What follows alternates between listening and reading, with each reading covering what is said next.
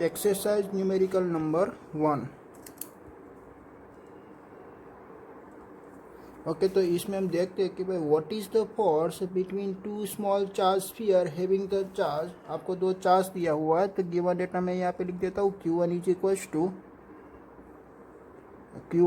To आपको दिया हुआ है 2 into 10⁻⁻7 coulomb and Q2 is equal to आपको दिया हुआ है 3 इंटू 10⁻7 कूलम और उसकी बीच का डिस्टेंस मीन्स के आर इज इक्वल टू आपको दिया हुआ है 30 सेंटीमीटर, बट आपको कन्वर्ट करना है मीटर में। तो आप यहाँ पे लिख सकते हो कि भाई 30 इंटू 10⁻2 मीटर। ओके, तो आपको क्या करना है कि भाई एक कूलम्बियन फोर्स का इक्वेशन निकालना है। तो कूलम्बियन फोर्स का इक्वेशन ओनली फॉर आपको लिख देना, और के की वैल्यू आपको जानते हो, कूलम्बियन कांस्टेंट के की वैल्यू होती है 9 इंटू 10⁻9। ठीक है, ओके। तो वो सभी सारी वैल्यू आपको यहाँ पे पुट कर देनी है। तो आपका फोर्स का equation F is equal to K Q1 Q2 upon R square होता है।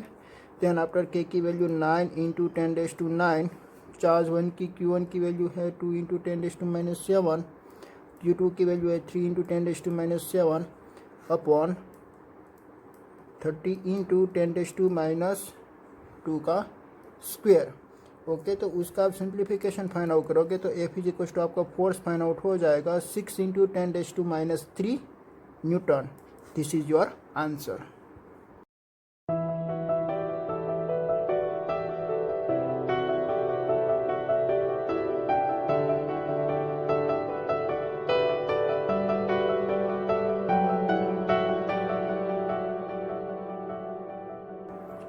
Numerical number 2. The electrostatic force on the small sphere of a charge 0.4 microcoulomb due to another small sphere of a charge minus 0.8 microcoulomb in the air is 0.2 Newton. तो आपको यहाँ पे force की value दे रखी है F is equal to 0.2 newton. Then after charge 1 की value आपको दे रखी है 0.4 माइक्रोकूलम। तो इज इक्वल टू क्या आप लिख सकते हो 0.4 into 10⁻6 coulomb.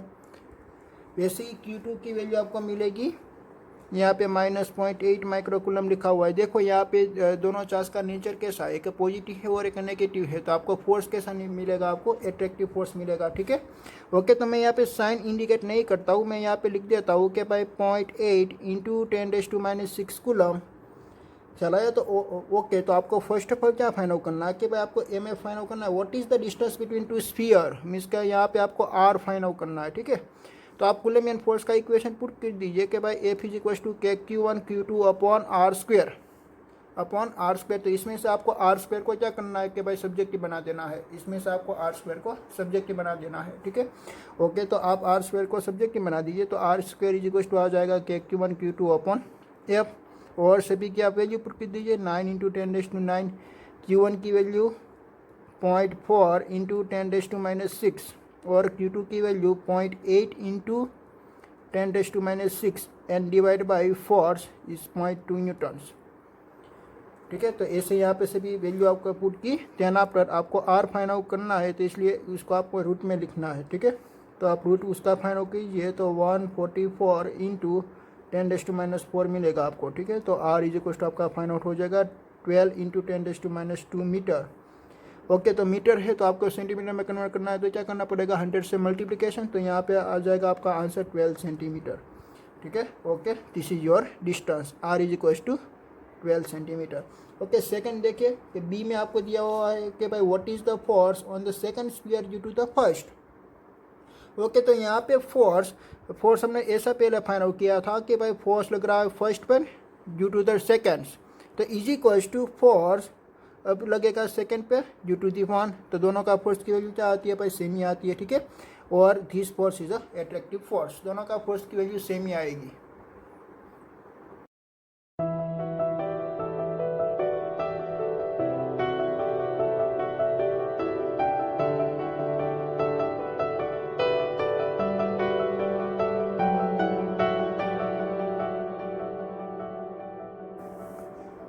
Example number 3, check the ratio. आपको एक रेशियो दिया हुआ है K² upon GMP into ME।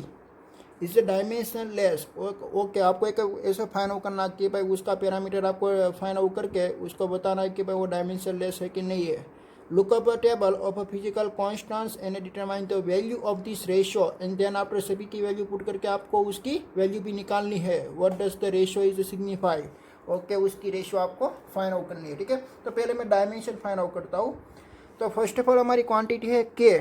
तो के का डायमेंशन आप कैसे निकालेंगे। सभी का डायमेंशन याद रखने की ज़रूरत नहीं है, पर आपको एक इक्वेशन याद रखना है कि भाई एफ इज इक्वल टू क्या होता है, के Q1 Q2 upon are square होता है।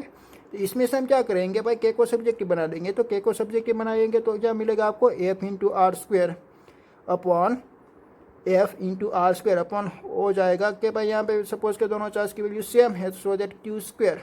तो यहाँ पे देखिए कि भाई फोर्स का यूनिट होता है M1 L1 T⁻²। Then after यहाँ पे डिस्टेंस का square, so that L square. और चार्ज कुलम का Q इज इक्वल टू आता है equation IT। Q is equal to हो जाएगा IT, सो दैट I का यूनिट आएगा एम्पियर और T का यूनिट आएगा टाइम। पर यहाँ पे आपको करना है स्क्वायर। ठीक है, तो उसका डायमेंशन आप निकालेंगे तो आपका डायमेंशन मिलेगा M1, यहाँ पे L³ एंड यहाँ पे देखिए T⁻² है -2। तो यहाँ से लेकर T⁻² ऊपर जाएगा तो हो जाएगा T⁻⁻4 और यहाँ पे एम्पियर का है स्क्वायर, तो ऊपर चला जाएगा तो हो जाएगा -2। ठीक है, तो ऐसे आपको किसकी वैल्यू फाइंड आउट हुई, के की वैल्यू। ओके, तो ए ई स्क्वायर तो आपको आएगा कि भाई ई स्क्वायर क्या होता है, कुलम का स्क्वायर होता है। देन आफ्टर आपको फाइंड आउट करना है जी का। तो देखिए भाई जी का आप कैसे फाइंड आउट करेंगे, तो आपके पास ग्रेविटेशनल फोर्स का इक्वेशन अवेलेबल है, F is equal to G M1 M2 upon R square. तो यहाँ पे आपको क्या करना है कि भाई जी को सब्जेक्टिव बना देना है। तो F into R square upon क्या आ जाएगा, मास का स्क्वायर। ठीक है, और फोर्स का डायमेंशन क्या होता है, M1 L1 T⁻² और इंटू L2 अपॉन मास का होता है M का स्क्वायर। ठीक है, M⁻²। ओके, तो हमको जी की डायमेंशन निकालनी है। तो एस M⁻² है तो ऊपर जाएगा तो माइनस हो जाएगा, तो यहाँ पे बचेगा M⁻⁻1 और यहाँ पे आएगा L⁻³ एंड यहाँ पे बचेगा T⁻²। ठीक है, ये तो दोनों मास की है तो आपको समझ में आ जाएगा। ओके, तो मैं सभी की यहाँ पे वैल्यू में पुट करता हूँ। पहला तो मैं क्या डायमेंशन में पुट करता हूँ, तो M1 L3 T⁻⁻4 A⁻²। Then after ई का स्क्वायर। तो ई का स्क्वायर मीन्स के आपको कौन सी वैल्यू पुट करनी है कि भाई ई क्या होती है भाई, चार्ज होती है। तो Q is equal to IT आएगा, तो उसके कारण यहाँ पे A स्क्वायर और T स्क्वायर बन जाएगा। ठीक है, देन आफ्टर जी का डायमेंशन ए है हमारा, कैपिटल जी का डायमेंशन हमने जो फाइंड आउट किया है वो, तो M⁻⁻1 L⁻³ T⁻⁻2 और यहाँ पे दोनों मास की वैल्यू है, तो यहाँ पे बचेगा M⁻²। ठीक है, ओके, देखिए L³ और L³ कैंसिल आउट हो गया और यहाँ पे देखिए L⁻² है। यहाँ पे देखिए कि भाई T⁻⁻4 है और T⁻², तो यहाँ पे बचेगा T⁻⁻2। तो यहाँ पे T⁻⁻2 हो गया कैंसिल आउट। यहाँ पे A⁻² है और यहाँ पे है A⁻⁻2, तो ए भी दोनों कैंसिल आउट हो गया। यहाँ पे देखिए M⁻⁻1 है और यहाँ पे है M⁻², तो यहाँ पे बचेगा M⁻1, तो ए भी कैंसिल आउट हो गया। तो आपको फाइंड आउट हो गया कि भाई this is a dimension less. चला है आपको कि वो जो आपकी वैल्यू फाइंड आउट हुई, आपका जो रेशियो मिला K E square upon G MP into ME is dimensionless. ठीक है, ओके, देन आफ्टर आपको क्या करनी है कि भाई सभी की वैल्यू आपको पुट करनी है, सभी की वैल्यू आपको पुट करनी है। के क्या होता है भाई, कूलम्बियन कांस्टेंट। तो मैं यहाँ पे वापस इक्वेशन ही लिख देता हूँ, K square upon GMPME। Coulombian constant का होता है 9 × 10⁹ इंटू चार्ज का मीन्स के इलेक्ट्रॉन का चार्ज होता है 1.6 × 10⁻⁻19 का square. Then after Coulombian constant, this is the gravitational constant की वैल्यू होती है 6.67 × 10⁻11 एंड मास ऑफ प्रोटॉन होता है 1.67 × 10⁻27। मास ऑफ इलेक्ट्रॉन होता है 9.1 × 10⁻31 किलोग्राम। ठीक है, ओके, तो सभी का वैल्यू निकालेंगे तो उसकी वैल्यू निकलती है 2.27 × 10⁻39। यूनिट क्या आएगा भाई, यूनिट ही नहीं आएगा। क्यों, क्योंकि हमने फाइंड आउट किया कि भाई डायमेंशन लेस है, वो एक यूनिट लेस है। ठीक है, ओके, तो यहाँ पे कोई यूनिट आपको मिलने वाला नहीं है। ओके, तो यहाँ पे आपने देखा कि भाई उसका ऑर्डर कितना मिल रहा है आपको, 10⁻39। तो उसका क्या मीनिंग हुआ, देखिए यहाँ पे ke² है, किसका इक्वेशन है हमारा, कुलेमियन का इक्वेशन है, मीन्स के इलेक्ट्रिक फील्ड का इक्वेशन है, ठीक है। और Gmp/r²,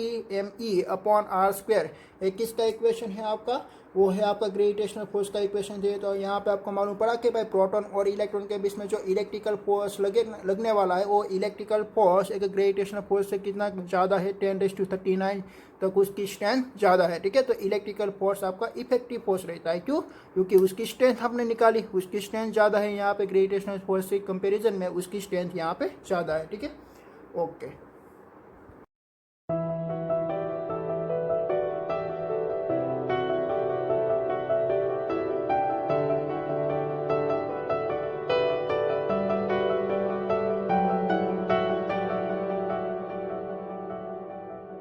नेक्स्ट न्यूमेरिकल नंबर 4, देखिए, explain the meaning of the statement electric charge of the quantization, means का क्वांटाइजेशन ऑफ चार्ज का आपको रिलेशन आपको बताना है कि भाई क्वांटाइजेशन ऑफ चार्ज क्या होती है कि भाई आपके पास यहाँ पे 2 बॉडी अवेलेबल है,